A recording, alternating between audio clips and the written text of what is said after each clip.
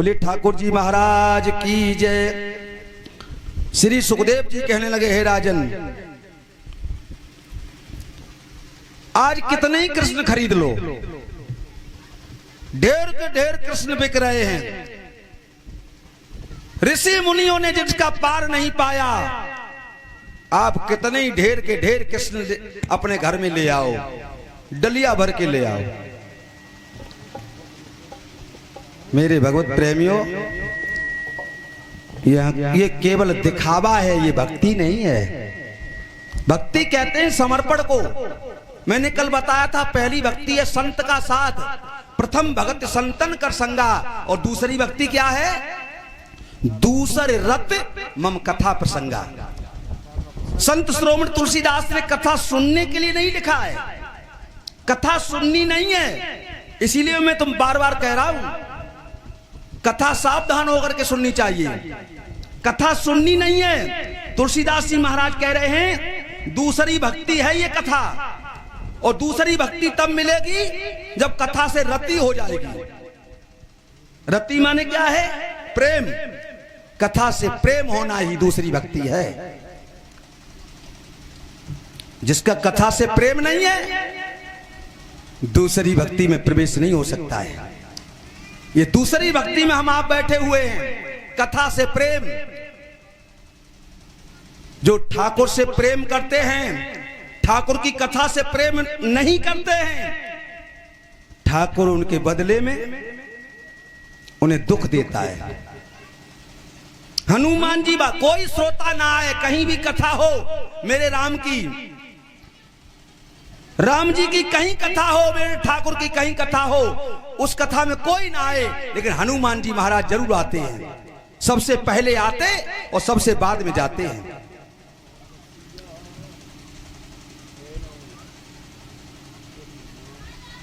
प्रभु चरित्र सुनिबे को रसिया, प्रभु चरित्र सुनिबे को रसिया, प्रभु चरित्र सुनिबे को रसिया, प्रभु चरित्र सुनिबे को रसिया।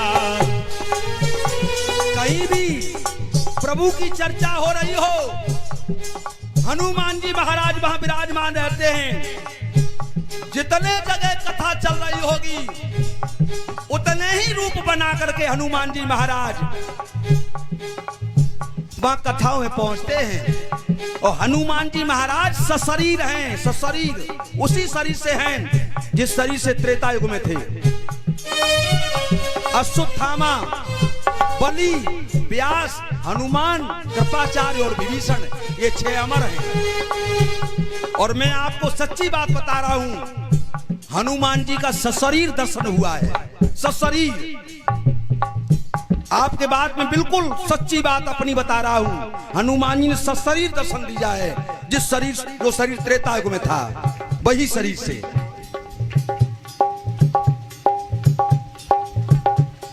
और जिसका प्रभु चरित्र सुनवे को रसिया होता है, उसका परिणाम क्या होता है?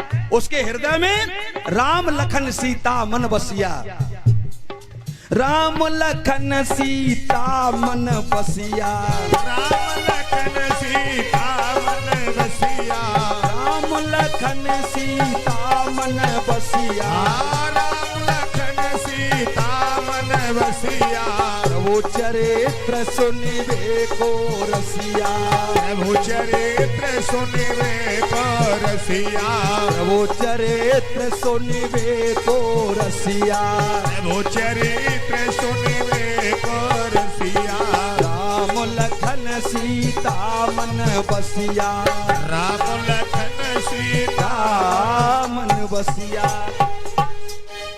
जिसका परमात्मा की कथा से प्रेम है, मैं गारंटी से यहाँ व्यासपीठ से कह रहा हूं, उसके हृदय में राम प्रकट होते हैं। राम लखन सीता मन बसिया, उसके हृदय में, जैसे हनुमान जी के हृदय में राम लक्ष्मण सीता तीनों रहते हैं। आपका भी जब कथा से प्रेम होगा, कथा से रति हो जाएगी, आपको दूसरी भक्ति प्राप्त हो जाएगी। और आपके हृदय में राम लक्ष्मण सीता प्रकट हो जाएंगे और आपको अनुभूति भी होने लगेगी। कब? जब कथा से रति हो, कथा सुनने से नहीं, जो बात इस कान से सुनी जाती इस कान से निकल जाती है। कथा सुन के जाओ, शाम को बिस्तर पर लेटो, फिर मनन करो, श्रवण के बाद मनन, और मनन के बाद फिर चिंतन। चिंतन ही भजन है।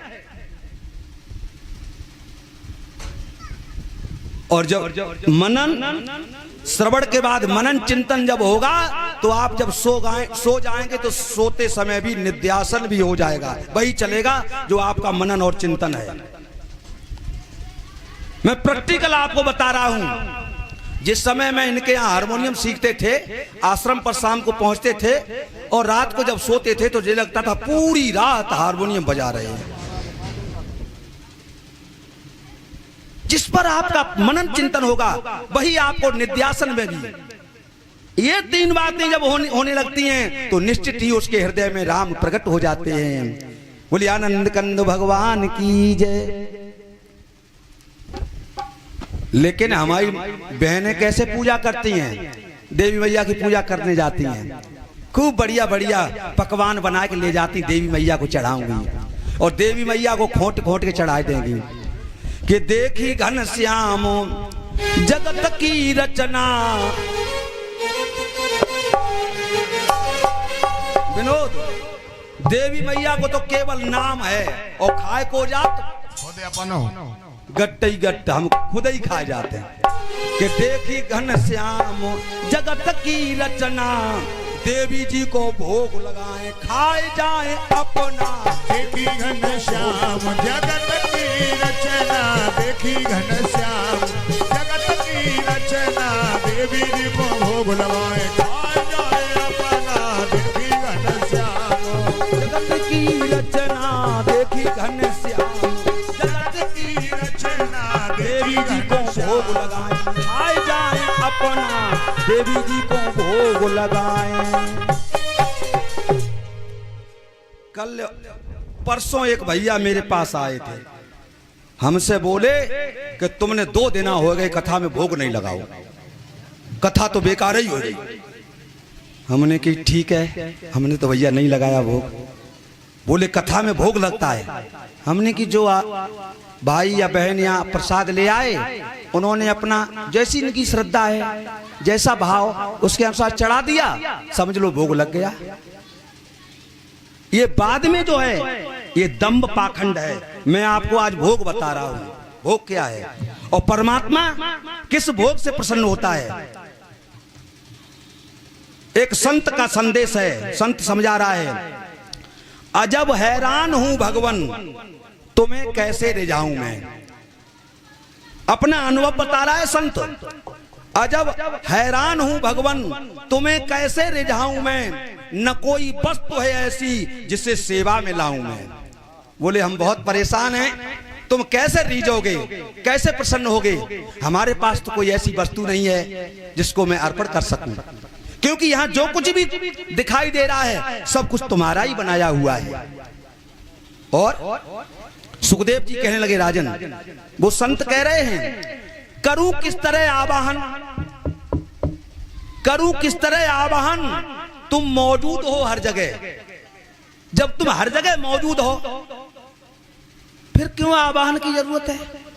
और तुलसीदास भी ऐसा ही लिख रहे हैं, हरि व्यापक, हरि माने परमात्मा, व्यापक माने विराजमान, और सर्वत्र माने हरि व्यापक सर्वत्र सब जगह, समाना, समाना माने समान रूप से, समान रूप से सब जगह विराजमान हो तो फिर आवाहन काहे का आवाहन। अरे परमात्मा का आवाहन करो, आवाहन करूं किस तरह आवाहन, तुम मौजूद हो हर जगह, निरादर है बुलाने में अगर घंटी बजाऊं मैं। क्या ये सही बात कह रहा हूं मैं कि गलत है? जो हम घंटी बजा बजा के बुला रहे हैं, ये लगता है परमात्मा बिना घंटी बजाए सुनेगा नहीं, बहरा है। चींटी के पग घुंघरू बाजे वो भी साहब सुनता है। चींटी देखी कितनी छोटी होती है, चीटी के पग घुंघरू बाजे वो भी साहब सुनता है। तो भला घंटी बजाने की क्या जरूरत है? निरादर है बुलाने में जो अगर घंटी बजाऊं मैं। हमें तो ये ज्ञान दिया गया। और तुम ही बसते हो मूरत में, तुम ही बसते हो मूरत में, मंदिर में गए मूर्ति में भी तुम हो, और तुम ही व्यापक हो फूलों में, तुम ही फूलों में विराजमान हो, और तुम ही मंदिर में मूर्ति में हो। भला भगवान को भगवान पर कैसे चढ़ाऊं मैं? हैं? हमारी सारी पूजा पाठ का इस संत ने खंडन कर दिया। हमारी पूजा क्यों नहीं इस परमात्मा स्वीकार करता है? हमने आज दिन तक कुछ भी नहीं चढ़ाया, कोई पूजा पाठ नहीं किया। मैं जाता हूं किसी भी स्थान पर सू की नमस्कार करता हूं। प्रभु हम जैसे भी हैं, भले हैं बुरे हैं, तुम्हारी चरण और शरण में हैं। जैसे भी हैं, भले हैं बुरे हैं, तुम्हारी शरण में हैं। हमसे जो भी पीछे गलती हुई हैं उन्हें क्षमा करो, और ऐसी सद्बुद्धि दो जो आगे गलतियां ना हो। यही मांगने के लिए गुरुजी ने कहा। कभी न तो फूल, हमारे धनीराम महाराज कहते हैं फूलों को तोड़ के हम पृथ्वी की सुंदरता को खराब कर रहे हैं, फूल चढ़ा रहे हैं, ऐ फूलों से सजावट हो रही है। तुम ही बसते हो मूरत में, तुम ही व्यापक हो फूलों में, भला भगवान को भगवान पर कैसे चढ़ाऊं मैं? अच्छा, अब भोग वाली बात आ गई। लगाना भोग भी तुमको प्रभु अपमान करना है। जैसे हमारी माताएं बहनें वो पकवान बना के लेके जाती हैं पूड़ी वगैरह, और मैया को खोट खोट के चढ़ा देती हैं। बताओ, जो सबको खिला रहा है उसे खोट खोट के चढ़ाए रहे, और खुद सब गट गट खा जाते हैं। लगाना भोग भी तुमको प्रभु अपमान करना है। खिलाता है जो सब जग को, उसे कैसे खिलाऊं मैं? बताओ, क्या हम खिला सकते हैं? जो सारे संसार को खिला रहा है, क्या हम उसे खिला सकते हैं? नहीं खिला सकते हैं। तुम्हारी ज्योत से रोशन, हे ठाकुर तुम्हारी ज्योत से रोशन है सूरज चांद और तारे। सूरज में प्रकाश तुम्हारी ज्योति से है, चंद्रमा में प्रकाश तुम्हारी ज्योति से है, तारे प्रकाश तुम्हारी ज्योति से दे रहे हैं। महा अज्ञान हूं भगवान अगर दीपक दिखाऊं मैं। जो हम दीपक दिखा रहे हैं ये हम तो महा अज्ञानी हैं। अच्छा, भुजाएं हैं न सीना है, न गर्दन है न पेशानी, तुम ही निर्लेप नारायण, कहां चंदन लगाऊं मैं? हमें तो ये ज्ञान सिखाया गया है। और कौन सा सिखाया गया? बस जो हमारे कलयुग के संतों ने, जो रोने वाला रास्ता, प्रेम का रास्ता, जो हमारे ठाकुर कन्हैया ने गोपियों को सिखाया, ये प्रेम का रास्ता अगर आ जाए तो जीवन जीने का आनंद मिल जाए। आप कभी भी कुछ नहीं हो आपके पास, कोई मंत्र न जानते हो, अगर प्रभु से प्रेम हो जाए और प्रभु के प्रेम में रोना आने लगे। ये रामायण प्रयोग शास्त्र है, गीता योग शास्त्र है, और भागवत जी वियोग शास्त्र है। जब कोई प्रेमी अपने प्रेमी से दूर होता है, अपने प्रेमी से जब उसका वियोग होता है तो उसकी याद में रोना आता है। हम आपसे परमात्मा का कितने जन्मों से वियोग हो चुका है, आज तक उसकी याद में एक भी आंसू नहीं आया। हम संसार के लिए बहुत रोए, उसकी याद में एक भी आंसू नहीं आया। कैसा प्रेम है हमारा परमात्मा से? प्रेम है ही नहीं, है ही नहीं प्रेम। संसार के लिए बहुत रोए, लेकिन ठाकुर की याद में आज दिन तक एक भी आंसू नहीं आया। लेकिन जब गोपियों के बीच से मेरे कन्हैया जब मथुरा से वृंदावन चले गए तो एक पल के लिए गोपियों ने रोना बंद नहीं किया। ये प्रेम का रास्ता है। कि चले गए, गोपियां कहती थी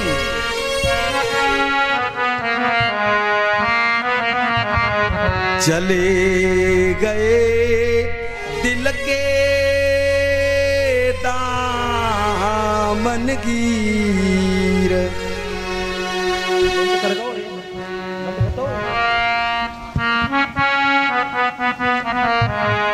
देखेंगे चले गए दिल के दामन गिर। हमारे दिल को थामने वाले तो चले गए, उनके बगैर तो ये वृंदावन शमशान घाट के समान हो गया। जब सुध आवे प्यारे मिलन की, जब सुध आवे प्यारे मिलन की, हर पल हर क्षण गोपियां कन्हैया की याद में रोती थी। जब सुध आवे प्यारे मिलन की, उठत कलेजा पीर। चले गए दिल के दामन गिर। मेरे भगवत प्रेमियों, न मैं हूं तान ठप्पों में, न मैं हूं गान गप्पों में, बहादुर प्रेम के आंसू चला बस आ पाऊं मैं। जो सच्चे साधक हैं वो कहां फरियाद करते हैं, वो तो सिर्फ रोते हैं, सिसकते हैं, तड़पते हैं, बस उसी को याद करते हैं, उसी को याद करते हैं। मेरे भगवत प्रेमियों, अब कन्हैया ने पूतना को मार दिया, कंस ने सक्टासुर भेज दिया, मेरे ठाकुर ने सक्टासुर को भी मार दिया। उसके बाद सक्टासुर भी जब वापस नहीं पहुंचा मथुरा, तो तृणाव्रत को भेजा, जो आंधी बन के आया, कन्हैया को ऊपर ले गया। मेरे ठाकुर ने तृणाव्रत का भी उद्धार कर दिया।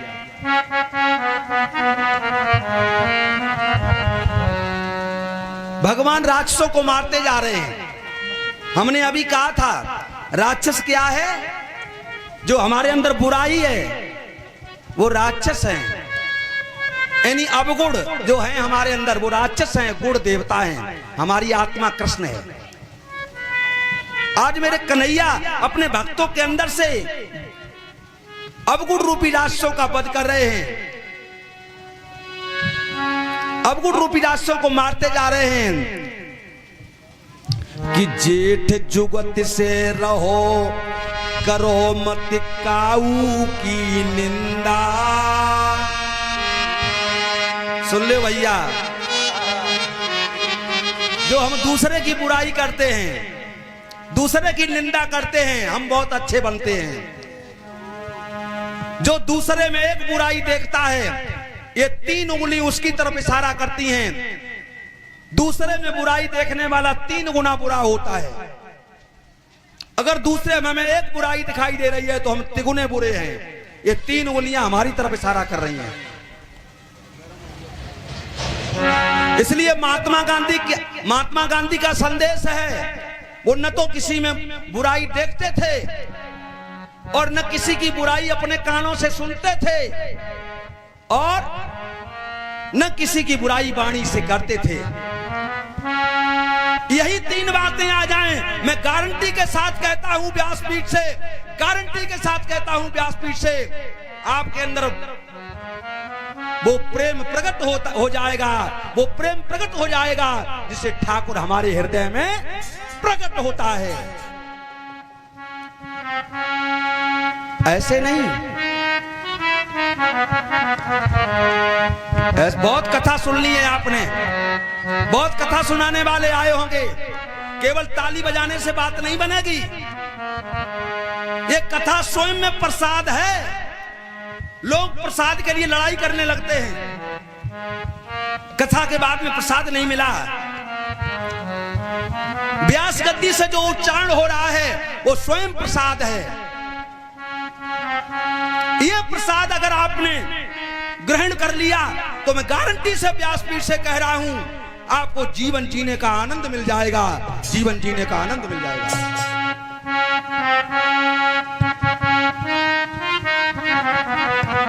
कि जेठ जुगत से रहो, करो मत काऊ की निंदा,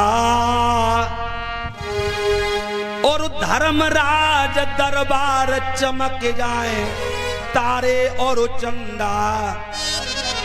अगर हम बुराई करते रहे ना एक दूसरे की बुराई करने से बुराइयां बढ़ती हैं। दूसरे में अगर देखना है तो अच्छाई देखो, अच्छाई देखने से आपके अंदर अच्छाइयां बढ़ेगी। जेठ को महीना है ना, जेठ जुगत से रहो। आज से सीख लेना मेरी बहन, कभी किसी की निंदा मत करना, किसी की बुराई मत करना। मेरे कन्हैया की आपको कृपा मिल जाएगी, और न मिले तो जो चाहे सो सजा देना। आज कन्हैया अपने भक्तों के अंदर से बुराई रूपी राक्षस मारते हैं। अध्यात्म भाव है ये, बुराई रूप राक्षस है उनके भक्तों के अंदर, क्योंकि कन्हैया आनंद का सागर है, करुणा का सागर है, कृपा का सागर है, प्रेम का सागर है। प्रेम की एक बूंद नहीं, झलक नहीं है, वो प्रेम का समुद्र है, सागर है। श्री सुखदेव जी कहने लगे, हे राजन, कि जेठ जुगत से रहो, करो मत काऊ की निंदा, और धर्मराज दरबार चमक जाए तारे और चंदा। वहां जाए के मालूम पड़ेगा, सब लेखा जोखा तुम्हारा देखा जाएगा, हमारा भी देखा जाएगा। बुद्ध तेरी वहां सुधर जाएगी। यहाँ खूब जो है एक दूसरे को चाहे जो कुछ भी कह लो, बुद्ध तेरी वहां सुधर जाएगी, और मार मार बेतन के तेरी खाल उधर जाएगी। इसलिए दिव्य ज्ञान संस्थान आपको